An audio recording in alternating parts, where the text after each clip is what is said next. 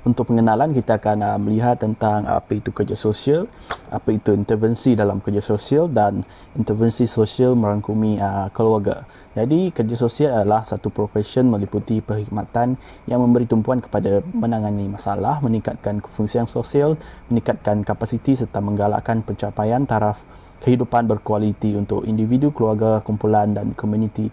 Untuk intervensi kepada kerja sosial adalah intervensi kerja sosial memberi penekanan kepada peningkatan dan penyimbangan fungsi psikologi individu, keluarga dan kumpulan yang melibatkan kedua-dua kaedah iaitu pengubahan dan pencegahan. Seterusnya adalah intervensi kerja sosial merangkumi intervensi psikologi di peringkat makro yang memfokuskan kepada individu, keluarga dan kumpulan sehingga kepada intervensi yang di peringkat meso dan makro seperti dalam pembentukan dasar, perancangan dan pembangunan sosial. Kita beralih kepada proses dan kaedah intervensi kerja sosial dalam keluarga. Yang pertama ialah terapi tingkah laku dan kognitif. Terapi tingkah laku kognitif ini adalah cara pekerja sosial yang bertujuan untuk meningkatkan kesihatan mental dalam intervensi keluarga. Terapi ini memberi tumpuan kepada cabaran dan perubahan yang tidak membantu herotan kognitif seperti pemikiran, kepercayaan dan sikap serta tingkah laku. Bertambah baik peraturan emosi dan mengembangkan peribadi strategi mengatasi bahawa sasaran menyelesaikan ataupun klien menyelesaikan masalah semasa dalam keluarga. Pada asalnya intervensi untuk terapi tingkah laku dan kognitif ini dirancang untuk mengawal kemurungan, tetapi kegunaannya telah diperluaskan dan merangkumi perawatan sejumlah keadaan kesihatan mental termasuk kegelisahan dalam masalah sosial keluarga. Terapi ini juga merangkumi sejumlah psikoterapi kognitif dan tingkah laku yang merawat psikologi yang ditentukan menggunakan teknik dan strategi berdasarkan bukti dalam kajian kes keluarga. Seterusnya adalah komunikasi dalam keluarga. Kepentingan komunikasi dalam keluarga adalah membantu mempengaruhi, memberi penyelesaian dalam bentuk harmonian dalam sistem keluarga. Hal ini dapat dilihat kerana keluarga merupakan satu kesatuan dan ikatan yang mempengaruhi satu sama lain. Oleh itu, pekerja sosial perlu mengubah corak komunikasi dalam keluarga yang dapat memberi interaksi positif dan membaiki hubungan keluarga. Salam sejahtera saya ucapkan kepada Dr. Habibi. Saya Winnie Anak Midan dengan nombor matris BP 20110206 akan meneruskan pembentangan kami pada kali ini. Baiklah, saya akan menghuraikan tentang sistem kekeluargaan. Teori sistem kekeluargaan menurut Bowen ini adalah teori tingkah laku manusia yang memandang keluarga ini sebagai satu unit emosi dan menggunakan sistem pemikiran untuk menggambarkan interaksi unit yang secara kompleks. Ini adalah dinyatakan bahawa sifat keluarga ini di mana ahlinya dia saling berhubung secara emosi. Selalunya mereka yang jauh ataupun terputus hubungan daripada ahli keluarga mereka akan merasakan perkara ini. Keluarga semestinya sangat mempengaruhi pemikiran, perasaan dan juga tindakan anggota keluarga di mana mereka seringkali hidup seperti di bawah satu emosi yang sama. Ahli keluarga yang meminta perhatian ini, persetujuan dan juga sokongan masing-masing, mereka ini bertindak balas terhadap keperluan, harapan dan juga setiap masalah yang dihadapi oleh ahli keluarga. Kesaling hubungan mereka dan juga kreatifan ini menjadikan fungsi sesebuah keluarga ini saling bergantung kepada satu sama lain. Perubahan fungsi seseorang dapat kita ikuti melalui perubahan timbal balik dalam fungsi orang lain. Fokus Bowen adalah pada pola yang berkembang dalam keluarga untuk mengurangkan kecelaruan ataupun kegelisahan. Sumber utama ataupun faktor utama yang menyebabkan kegelisahan ini berlaku adalah di mana persepsi yang kita dapat lihat di mana jarak, sama ada jarak itu dekat ataupun jauh, di mana ini membawa kesan kepada hubungan kekeluargaan. Sekiranya ahli keluarga tidak mempunyai kemampuan untuk memikirkan tindak balas mereka terhadap dilema dalam suatu perhubungan, tetapi bertindak balas dengan perasaan cemas tersebut yang dirasakan, keadaan tersebut akan dapat atur. Ketergantungan emosi ini mungkin berkembang untuk meningkatkan kerjasama yang diperlukan oleh satu sama lain bagi melindungi dan juga menjaga setiap anggota keluarga mereka. Contohnya apabila ahli keluarga merasa cemas, mereka dapat merasakan perkara tersebut. Akhirnya satu atau lebih ahli keluarga ini dia akan dapat merasakan apa yang satu sama lain rasakan. Ini adalah kita dapat tengok sebagai satu interaksi timbal balik. Sebagai contohnya, seorang mengambil tanggungjawab yang terlalu banyak untuk membantu ahli keluarga yang susah dengan harapan mereka yang tidak realistik terhadapnya, ataupun seseorang ini terlalu banyak kawalan terhadap pemikirannya dan membuat keputusan dalam hubungannya dengan orang lain terhadap apa yang harus dia lakukan. Baiklah, seterusnya kita akan menyentuh pula tentang penggunaan genogram dalam sistem kekeluargaan ini. Genogram ini dia memberi gambaran visual kepada ahli terapi terhadap struktur ataupun sejarah keluarga tersebut. Contohnya format dan juga simbol yang digunakan untuk mewakili pelbagai hubungan kekeluargaan dimasukkan dalam genogram tersebut.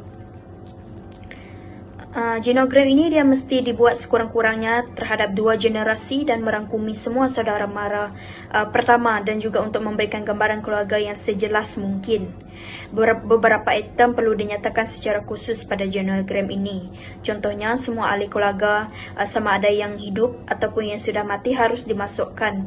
Ini membawa makna bahawa kemungkinan mereka akan ditanya secara langsung mengenai sesuatu masalah seperti keguguran yang pernah berlaku, bayi yang lahir meninggal dunia, dan juga anak-anak yang sudah lahir dan meninggal ketika bayi. Walaupun selalunya keluarga tidak menyebut terhadap perkara ini. Genogram ini pertama kalinya akan dilukis di atas kepingan besar papan poster ataupun kertas yang harus merangkumi semua ahli keluarga serta orang lain yang penting dalam keluarga tersebut. Anggota keluarga ini kemudiannya akan memilih dari beberapa orang miniatur hewan atau objek item untuk mewakili setiap orang dalam genogram secara bergiliran untuk membicarakan pilihan mereka. Dengan sokongan ini, contohnya kanak-kanak yang berumur 5 tahun boleh menyertai aktiviti ini. Setelah selesai dengan izin keluarga tersebut, genogram tersebut akan diambil dan dibuat catatan untuk mengetahui keputusan akhir. Dan akhir sekali yang tidak dapat kita kecualikan ialah hubungan kekeluargaan antara ahli keluarga dan juga semua anggota keluarga tersebut. Keluarga yang selalu memberi dorongan ataupun menyediakan keperluan kepada anak-anak mereka, ini membantu anak-anak untuk bagaimana mereka membentuk personality mereka dan belajar bagaimana untuk mengetahui setiap perkembangan yang ada. Hal ini demikian kerana anak-anak dalam keluarga ini dia akan merasa nyaman dan disayangi kerana mereka mempunyai keyakinan bahawa keluarga mereka akan sentiasa mendukung mereka untuk meneroka ataupun mencuba perkara yang baharu dan juga belajar sesuatu yang mereka ingin ketahui.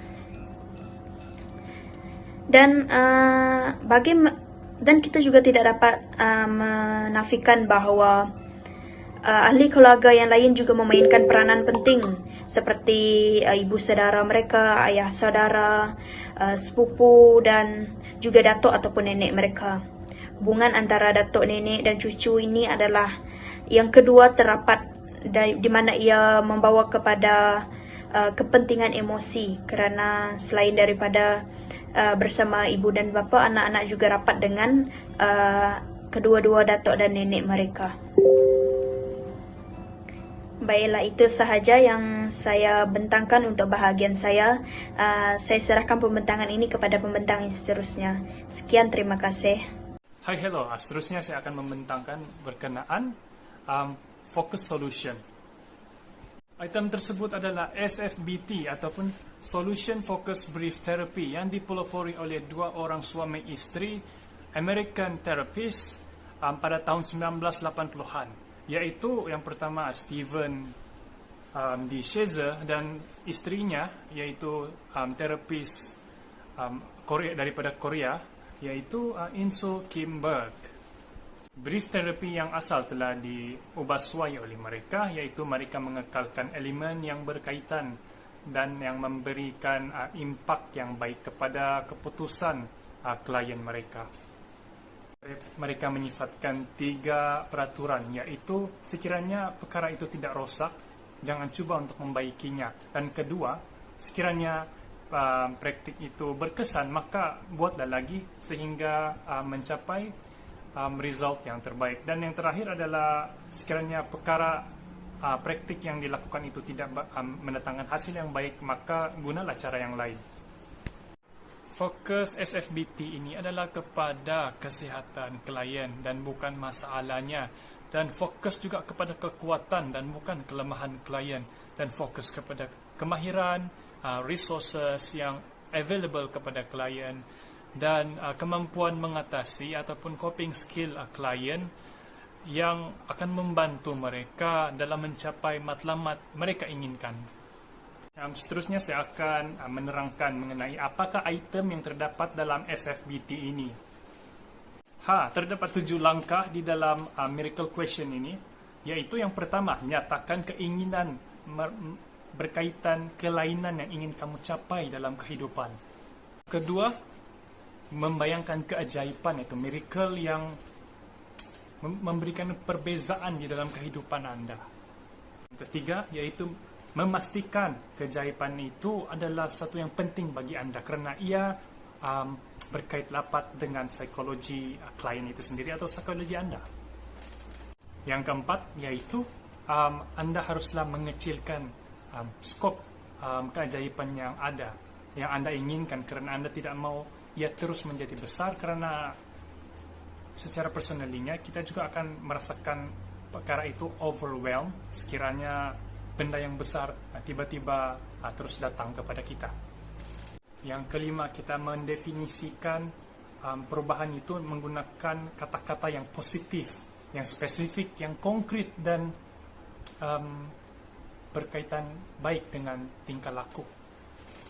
Langkah keenam adalah kita perlulah tahu bagaimana perjalanan permulaan kita, dan kita kena tahu juga bagaimanakah kita akan mengakhirinya. Langkah yang ketujuh, kita kena jelas mengenai siapa, di mana dan macam mana untuk kita melakukan perubahan tersebut. Sekian saja daripada saya. Pembentangan selanjutnya akan diteruskan oleh pembentang seterusnya. Assalamualaikum dan salam sejahtera kepada Dr. Habibi dan rakan yang lain. Saya Narafika binti Ahmad ingin membentangkan berkenaan dengan terapi struktural keluarga. Yang pertama iaitu pengenalan atau sejarah terawal terapi. Pertama adalah terapi struktural keluarga telah diperkenalkan oleh Salvador Minuchin. Terapi ini diperkenalkan berdasarkan pengalaman beliau sendiri bersama rakannya apabila berada di sekolah Echofos, New York. Selain itu, beliau berpendapat bahawa campur tangan yang dramatik dan aktif adalah berkesan, dan seterusnya terapi ini telah berkembang sehingga kini. Seterusnya adalah maksud, tujuan dan peranan terapi struktural keluarga. Pertama iaitu Structural Family Therapy atau terapi struktural keluarga, iaitu terapi yang paling awal mendapat perhatian luas dalam kalangan terapi lain. Selain itu, terapi ini juga bertujuan untuk mengubah semula struktur unit keluarga yang melibatkan ahli keluarga tersebut untuk memahami struktur peraturan keluarga itu yang merujuk kepada peraturan yang telah mengawal fungsi keluarga tersebut. Yang ketiga iaitu peranan ahli terapi. Ahli terapi akan memahami struktur dan kesukaran yang dialami oleh keluarga tersebut. Selain itu, membuat perubahan dalam percubaan untuk menyelesaikan masalah keluarga tersebut dengan cara membentuk sempadan yang adil. Slide yang seterusnya iaitu teknik atau rawatan terapi. Langkah permulaan adalah konselor atau pekerja sosial tersebut akan berusaha mendekati klien yang dikenali sebagai join untuk membuat sesi pertemuan bersama klien. Yang kedua iaitu tracking adalah langkah yang pertama setelah mendekati keluarga tersebut. Dalam hal ini, ahli terapi atau pekerja sosial akan mengumpulkan segala maklumat kandungan keluarga secara terperinci berdasarkan pertanyaan mengenai kepentingan dan kebimbangan keluarga tersebut. Sebagai contoh, ahli terapi menanyakan masalah atau fakta mengenai keluarga tersebut. Langkah yang kedua iaitu mimesis, iaitu di mana ahli terapi akan bertingkah laku sama seperti keluarga tersebut. Sebagai contoh, bergurau dan bercakap mengikut cara atau gaya percakapan keluarga tersebut. Langkah yang ketiga iaitu confirmation, iaitu di mana ahli terapi atau pekerja sosial menggunakan perkataan afektif bagi mencerminkan perasaan keluarga tersebut. Sebagai contoh, ahli terapi menanyakan anak kepada keluarga tersebut alasan mengapa anak tersebut menundukkan pandangan apabila ahli terapi tersebut bersoal jawab bersama keluarganya. Adakah dia mempunyai perasaan ketidakselesaan atau sebaliknya. Dan langkah yang terakhir iaitu ahli terapi akan membuat accommodation, iaitu mereka akan membuat keputusan untuk perikatan terapeutik, iaitu sebagai contoh, ahli terapi tersebut akan mengikuti gaya keluarga tersebut berkelakuan, sama ada dari segi pemakaian dan sebagainya. Oleh itu saja dari saya. Sekian, terima kasih dan saya pas kepada ahli yang lain. Assalamualaikum dan selamat sejahtera. Saya Nur Nilam Nafisah binti Muhammad Munir, BP 20110326. Pembentangan saya kali ini adalah mengenai cultural dan ecological perspektif, iaitu perspektif budaya dan ekologi. Dalam bahagian ini, pekerja sosial perlu peka dalam budaya klien mereka. Yang kedua adalah pekerja sosial perlu mengubah keperluan yang diperlukan oleh klien mereka. Yang ketiga adalah pekerja sosial perlu sedar sebarang pencerobohan dalam masalah klien mereka. Dan yang keempat adalah pekerja sosial perlu berusaha membezakan corak keluarga yang universal dalam klien mereka. Dalam penerangan ini, bagi meningkatkan hubungan kekeluargaan, pekerja sosial perlu mengetahui perspektif budaya dan ekologikal klien mereka. Pekerja sosial perlu campur tangan dengan klien mereka yang terdiri daripada pelbagai etnik. Pekerja sosial mesti peka dengan budaya dalam diri klien bagi mendapatkan suatu pendekatan jalan bagi mengubah sesuatu keperluan yang diperlukan, serta dapat menerima sebarang petunjuk dalam permasalahan klien, dan itu adalah merupakan sebagai norma universal untuk fungsi kekeluargaan. Pekerja sosial akan dapat menambah idea serta pengetahuan tentang pengurusan masalah klien melalui pendekatan ini. Kerana teori ekologikal dengan tingkah laku manusia seperti budaya mereka mempunyai perkaitan dengan persekitaran klien. Sebagai satu contoh yang boleh diambil dalam topik ini, seperti dalam profesion pekerja sosial adalah lebih cenderung dan lebih fokus kepada proses seperti petunjuk dalam kerjasama dan komunikasi, sedangkan klien mereka pula adalah lebih cenderung dalam penekanan yang lebih besar pada soal cinta, persefahaman dan perpaduan keluarga. Berbeza penekanan pada kualiti kehidupan keluarga, hubungan perkahwinan atau definisi masalah mungkin merupakan fungsi perbezaan budaya dan kelas antara pekerja sosial dan klien mereka. Pekerja sosial perlu membezakan kebiasaan untuk pelbagai keluarga, budaya khusus iaitu kebiasaan untuk kumpulan yang tertentu, serta idiosinkratik iaitu keunikan dalam keluarga yang tertentu. Ini boleh dikatakan bahawa budaya tidak boleh dijadikan sesuatu alasan untuk mengurangkan ataupun mengabaikan tingkah laku klien atau keluarga klien yang mengalami sesuatu masalah. Dan ini adalah perlu diterapkan melalui data-data klien, dan semestinya hal ini adalah saling berkaitan dengan mereka. Baiklah, pada bahagian ini kita dapat lihat 5 perspektif budaya dan ekologikal. Yang pertamanya adalah perbezaan gaya komunikasi. Yang kedua adalah mengenai pertimbangan hierarki. Yang ketiga adalah kewibawaan pekerja sosial itu. Yang keempat adalah melibatkan keluarga. Yang kelima adalah memahami keluarga menggunakan perspektif ekologi. Jadi, apabila kita melihat kelima-lima perspektif ini adalah amat penting dan perlu dititikberatkan oleh semua pekerja sosial dalam praktis mereka ke atas klien masing-masing bagi meningkatkan hubungan kekeluargaan ke atas klien mereka. Dan di antara klien-klien yang boleh termasuk dalam klien pekerja sosial termasuklah mereka yang terdiri daripada kumpulan wanita, orang tua, kanak-kanak, orang kurang upaya, pesakit dan kumpulan minoriti yang berbeza etnik, budaya, kelas dan kepercayaan agama masing-masing. Ini kerana setiap klien itu adalah mempunyai perbezaan serta boleh dianggap seorang yang unik, seseorang individu yang unik dan saling mempunyai perbezaan yang sukar untuk difahami. Dan pekerja sosial juga boleh mengenal pasti masalah klien mereka dengan menjalankan sebarang analisis dan juga teori-teori yang saling berkaitan dengan kes klien mereka bagi mendapatkan bukti-bukti untuk menyelesaikan pelbagai masalah kes. Itu sahaja daripada saya. Terima kasih. Kesimpulannya, pekerja sosial hendaklah menguasai aspek-aspek penting yang diperlukan semasa menjalankan praktis kerja sosial dengan klien yang berkeluarga. Kemahiran dalam berinteraksi dengan klien juga amatlah dititikberatkan agar proses intervensi ini dapat berjalan dengan lebih lancar. Pekerja sosial juga akan lebih mudah dalam memperoleh maklumat yang diperlukan untuk membantu menyelesaikan masalah klien. Oleh itu, ia akan melicinkan lagi praktik kerja sosial dan matlamat klien juga akan dapat dicapai dengan lebih teratur dan lancar.